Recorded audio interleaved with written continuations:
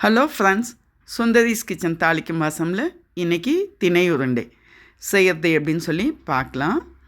இந்த திணையில் அவ்வளவு சத்துக்கள் நிறைந்தது.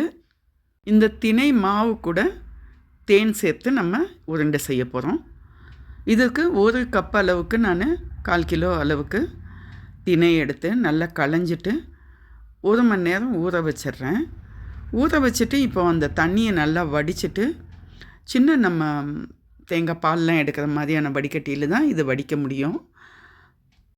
ஒரு துணியில் இந்த திணையை நல்லா ஒரு 1/2 மணி நேரம் அளவுக்கு ஈரம் போகிற அளவுக்கு காய வச்சு எடுத்துக்கிறேன். ஃபேன் காற்றுலேயே தான் நான் காய வச்சு எடுத்துருக்கேன். இப்போ வெறும் வாணலில் இந்த திணையை நல்லா வாசனை வர அளவுக்கு வறுத்து எடுத்துக்கணும்.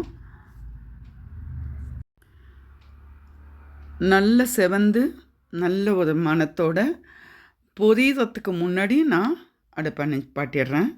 அதுக்கப்புறம் இந்த திணை நல்லா சூடு ஆறுற அளவுக்கு கொஞ்ச நேரம் வச்சுருக்கணும். இப்போ பார்த்திங்கன்னா நல்லா பதமாக வாசனை வந்துடுச்சு. அடுப்பை நிப்பாட்டிட்டேன். இப்படி நுணுக்கி பார்த்தா நல்லா உடையிற பக்குவத்தில் இருக்குது. இப்போ சூடு ஆறுறதுக்கு கொஞ்சம் நேரம் வச்சுருந்துட்டு மிக்சியில் போட்டு நல்லா பவுடராக இந்த மாதிரி அரைச்சி எடுத்துட்றேன்.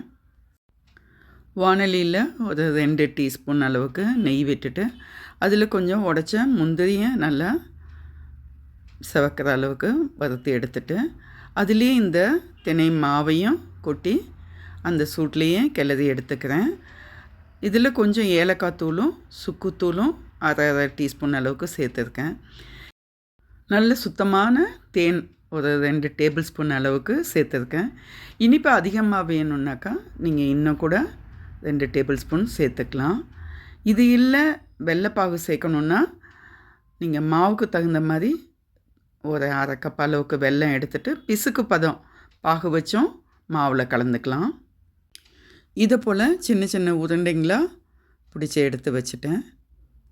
இதை போல் திணை மாவை அரைச்சி ஜிப்லாக் கவரில் போட்டு ஃப்ரிட்ஜில் வச்சுக்கிட்டோன்னா எப்போ வேணுனாலும் உடனடியாக இதை மாதிரி உருண்டைங்களை பிடிச்சி கொடுக்க முடியும். விரத நாட்களுக்கும் நீண்ட வெளியூர் பயணங்களுக்கும் எடுத்துகிட்டு போகிறதுக்கு உகந்தது. குழந்தைங்க ஸ்கூல்லேருந்து வெளியிலேருந்து வந்த உடனே கொடுக்கறதுக்கும் நல்ல சத்துள்ள சிற்றுண்டியாக இருக்கும். இந்த வீடியோ பிடிச்சிருந்தா லைக் பண்ணுங்கள், ஷேர் பண்ணுங்கள், சப்ஸ்கிரைப் பண்ணுங்கள்.